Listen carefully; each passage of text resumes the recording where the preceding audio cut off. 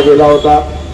त्यानंतर आलेल्या इंग्रज सरकारने या रस्त्याचं महत्त्व ओळखून या रस्त्याचा विकास केला। हा रस्ता हा महाराष्ट्रातील मुंबईतील बॉम्बे डॉक जे बंदर आहे त्याला आणि गुजरातचा पोरबंदर आणि नाशिककडे जाणारा प्रमुख रस्ता म्हणून गणला जायचा। म्हणून या रस्त्याचं विकसन इंग्रज सरकारने केलं। येणाऱ्या काळामध्ये इंग्रज सरकारने आणि त्यानंतर पंडित नेहरूंनी या घोडबंदर भागाचं औद्योगिकीकरण क्षेत्र म्हणून घोषणा केली आणि या भागामध्ये जवळजवळ 40-50 मोठे मोठे उद्योग या घोडबंदरच्या आजूबाजूच्या परिसरात दिले गेले। त्यानंतर तुम्ही बघाल या घोडबंदरच्या पूर्वेकडे भूमिपुत्र राहतात, खाडीचा भाग आहे। भूमिपुत्रांसाठी महाराष्ट्राच्या आणि केंद्र सरकारने, पंडित नेहरूंच्या केंद्र सरकारने, यशवंतरावांच्या महाराष्ट्र सरकारने यांना रेती उत्खनन आणि मासेमारीच्या व्यवसायाला परवानगी दिली। त्याचप्रमाणे पंडित नेहरूंनी आणि इंदिराजींनी या पश्चिमेकडे जो डोंगर आहे त्याला नॅशनल पार्क म्हणून त्याची घोषणा केली आणि वन्यजीव प्राणी यांच्यासाठी संजय गांधी नॅशनल पार्कची निर्मिती केली।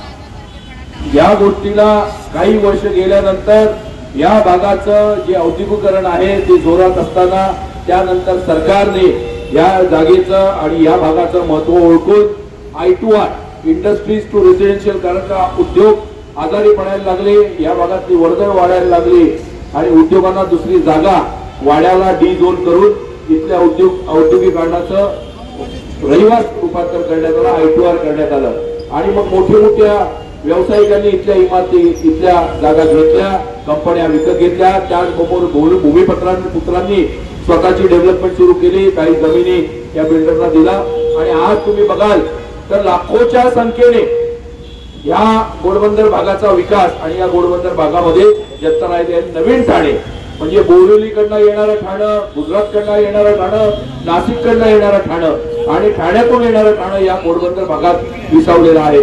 याचीच गरज ओळखून शरद पवारांच्या सरकारने 1994 साली या घोडबंदरच्या सिमेंट कॉन्क्रीटीकरणाचा विषय हाती घेतला आणि येणाऱ्या महायुतीच्या सरकारमध्ये मनोज जोशींच्या काळामध्ये चंद्रशेखर साहेबांच्या रूपाने या घोडबंदरचं सिमेंट कॉन्क्रीटीकरण झालं आणि मोठे मोठे बिल्डर हिरानंदानी वगैरे या ठिकाणी विसावले। त्यानंतर आमचे सन्माननीय माजी अध्यक्ष कैलासवासी आमचे नेते यांची प्रेरणा घेऊन आम्ही हे आंदोलन करतोय। त्यांच्या नेतृत्वाखाली काँग्रेसने एक मोठं आंदोलन उभं केलं। त्या आंदोलनाला सेवा रस्ता म्हणून आंदोलन घडलं गेलं होतं आणि सर्व्हिस रोडची निर्मितीची मागणी बाळकृष्ण पुर्णेकरांच्या नेतृत्वाखाली काँग्रेसने केली। पुढे केडी लालांच्या रूपाने जे नगर अभियंता होते त्यांनी हा प्रस्ताव महासभेत मांडला आणि हा प्रस्ताव महासभेत मनोहर गाडवे जेव्हा महापौर होते त्यांच्या काळात हा प्रस्ताव मंजूर झाला आणि ह्या सर्व्हिस रोडची निर्मिती झाली। पुढे सगळं ओळखल्यानंतर या रस्त्याचं महत्त्व समजल्यानंतर मनमोहन सिंगांच्या सरकारने विलासराव देशमुख साहेबांच्या नेतृत्वाखाली आणि पर्यायाने पृथ्वीराज बाबांच्या नेतृत्वाखाली मेट्रोची घोषणा या ठाण्यामध्ये केली। ती मेट्रोची घोषणा भूमिगत होती, परंतु येणाऱ्या सरकारने 2014 साली जेव्हा भाजप सरकार आलं तेव्हा त्यांनी भूमिगत मेट्रो सोडून वरची मेट्रो चालू केली आणि तुम्ही बघाल 2013-14 पासून ही मेट्रोचं काम सुरू आहे।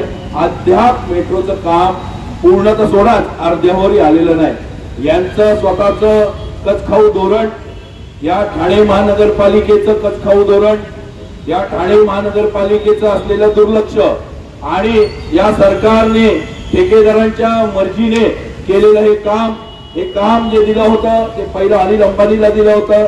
अनिल अंबानी हा डबकाईला आलेला होता, त्यामुळे हे काम रखडलेलं होतं।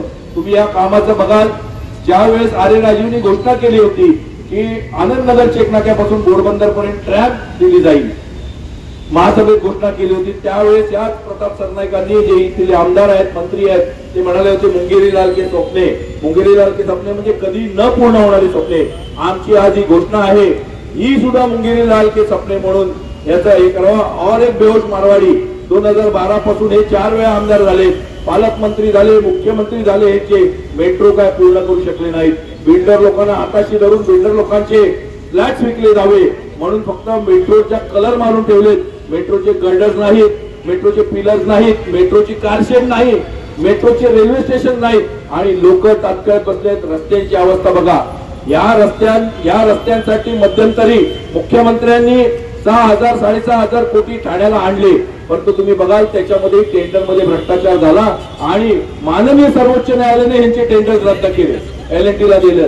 त्यामुळे इथे तुम्ही बघाल या घोडबंदर रस्त्यावरील जे खड्डे पडलेले आहेत, या सेवा रस्त्यावरतील जे खड्डे पडलेले आहेत, लोकांना जीव मुठीत घेऊन चालावा लागतो. 2012 पासून 2025 पर्यंत हजारो लोकांचे जीव या घोडबंदर रस्त्यावर अपघाता दरम्यान गेलेले आहेत आणि त्यामुळे या सर्व बाबींचा आज तुम्ही बघाल वाहतूक पोलिसांचं कंबरडं मोडतं.